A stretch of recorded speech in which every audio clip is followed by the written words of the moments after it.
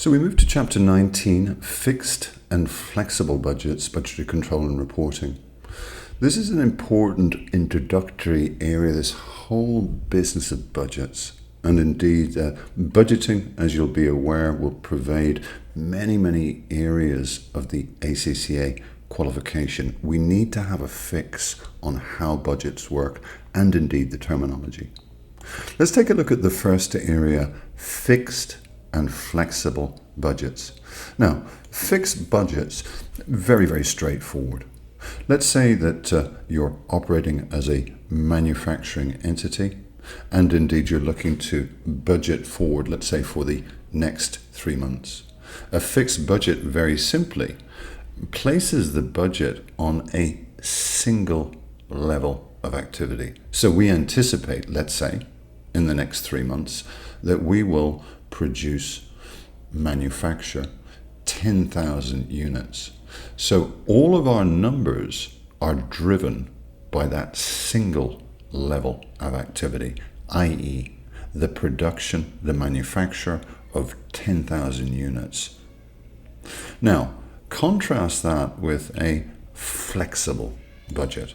Now, that does what it says in the tin, but really what we're talking about there is looking at different sales levels, or if you will, different levels of activity.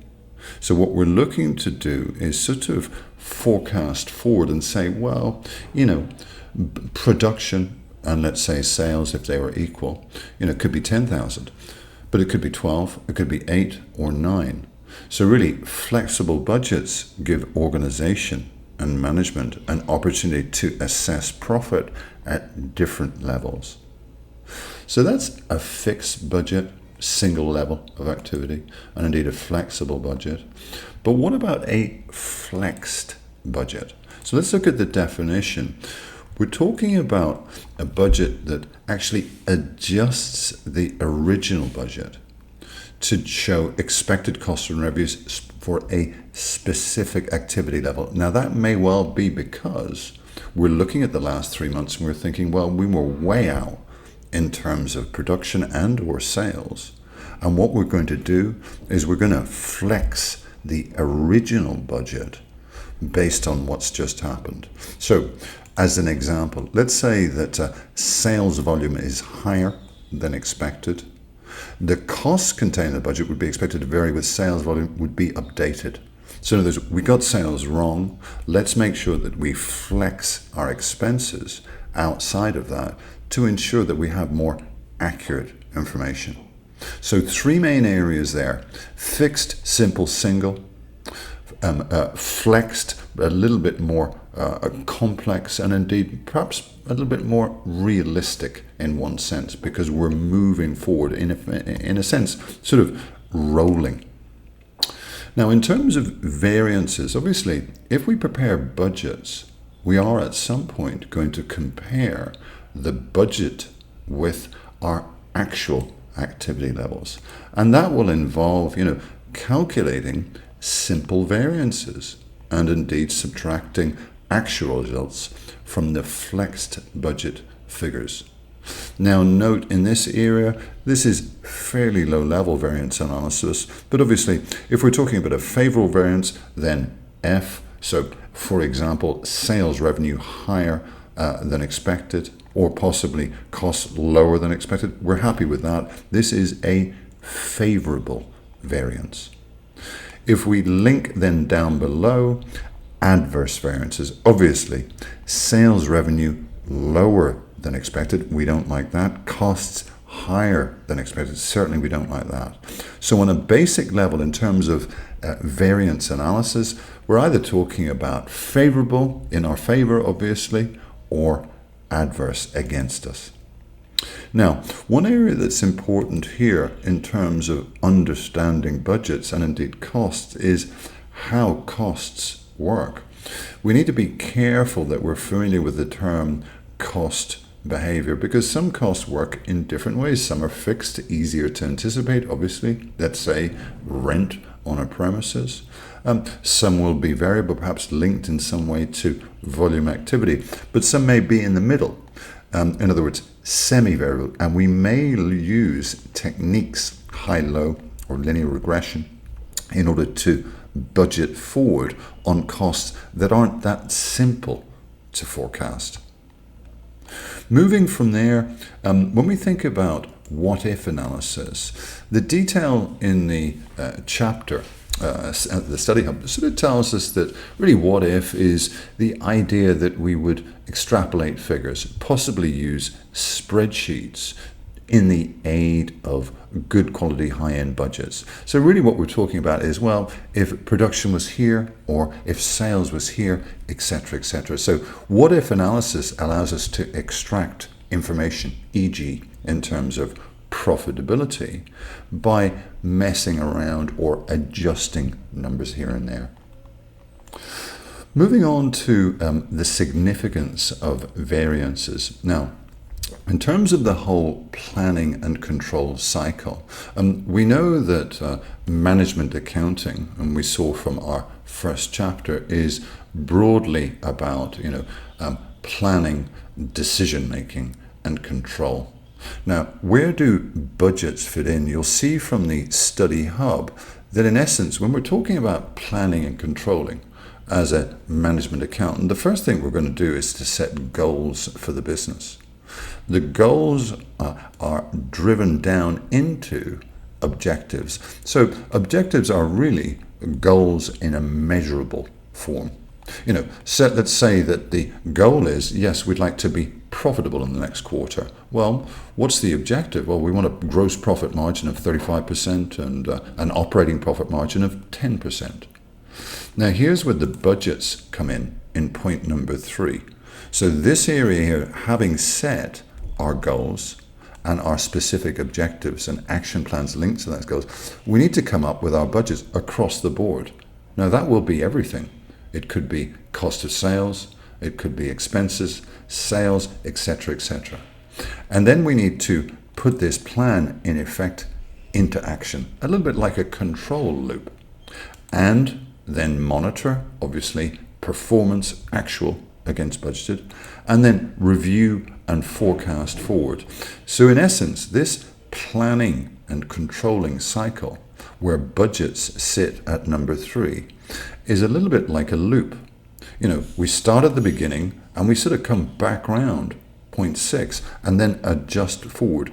We should learn, particularly from the monitoring and in the reviewing area, that we need to adjust certain areas from time to time.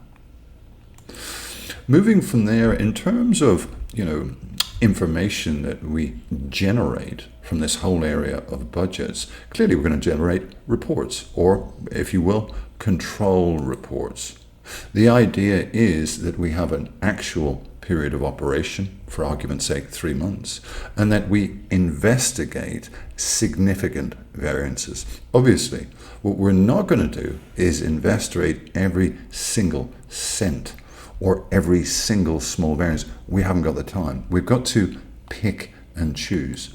And we'll see here this reference to exception reporting.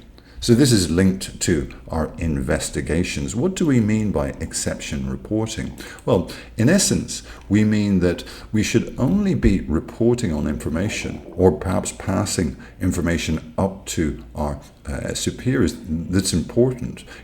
We don't want to be giving people information that's irrelevant. So managers, senior managers, directors, etc., need to get the information that they can act on, and invariably this will be items that are important or significant areas of difference, perhaps between budget and indeed actual. Let's say, for example, we have a fixed rule that if we have a 5% variance over our flex budget, we should investigate, but lower than that, we're certainly not going to take action. We're not interested. We haven't got the time. Moving from there, this is an important area, control. Now, let's just say that you're a manager of an apartment and you have a budget and indeed you're assessed and perhaps your bonus is geared towards that budget. It's so important, and you'll see this at other subjects throughout your ACCA qualification, that managers are only assessed on factors that are within their control. that they're not assessed on non-controllable areas or indeed non-controllable variances. Some managers will have, let's say, costs imposed upon them. For example, let's say fixed costs or possibly other costs. If they cannot control the cost, then it's unfair to assess them on that. So here's an example. If we were to say, and this is taken directly from the Study Hub, the price of cotton increases due to a bad harvest. That's not controllable by the manager, but if the manager was responsible for choosing a supplier with a higher grade and the price was much higher, then certainly the manager is responsible. So let's remember these terms: controllable versus non-controllable. Now again, linked on what we said up top in terms of exception reporting. In terms of variances, what should be investigated? Well, certainly, as we saw, if there's a threshold, e.g. 5%, then if it exceeds it, yes, let's investigate. If the variances is controllable, for sure. If it's not, then no. Outside of that, again, very important point here. We're always referring back to this whole cost benefit. So, we need to ensure that if we're taking the time to investigate a variance, even if it's over the threshold, even if it's controllable, that the time is invested wisely. Okay? We need to ensure that we invest our time wisely. Now, in terms of taking action, clearly, the one thing we shouldn't do in reverse, the one thing we shouldn't do in reverse is see significant variances and ignore them. If there is deviation from budget, it's above a threshold, it's controllable, and the cost-benefit side is good, we have to be taking action. We have to investigate. Outside of that, final area here for us is responsibility accounting. Now, this links to what we talked about in relation to control. Now, what do we mean by responsibility, or indeed a responsibility center? We're talking about some sort of department, or maybe a cost center, that's under the direct responsibility of a manager or a group of managers. Direct responsibility. Now, in terms of the definition of responsibility accounting, well, really what we're talking about is the organization, focusing in on what departments are doing, where costs and revenues are relevant.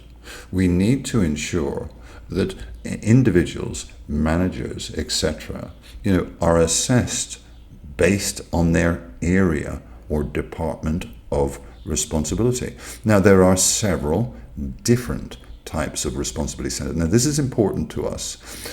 Cost, revenue, profit, and indeed investment. Now, as you would expect, cost center, the manager is responsible for all costs. Revenue center, for all revenue. A profit center, note, for revenue and costs, obviously the difference. And then a final one, the most responsibility, an investment center, really outside of the first three, or indeed, if you will, it's a profit center, but in addition to that, the manager is responsible for investment decisions, for buying new equipment, for getting in new finance, etc. Now, I can't emphasize enough that understanding what these simple terms mean is very, very important, not just in the MA exam, but also going forward. So let's remember, cost responsibility for cost, revenue responsibility just for revenue, profit, both, and investment, the whole shebangsy, plus investment decisions. Now, in terms of this area of responsibility, let's make sure that when we think about responsibility centers, that we only, as we mentioned up top, that we only assess managers on the basis that they have control, for example, over the costs in full, all of the costs, or all of the profit, not just some of it. Okay?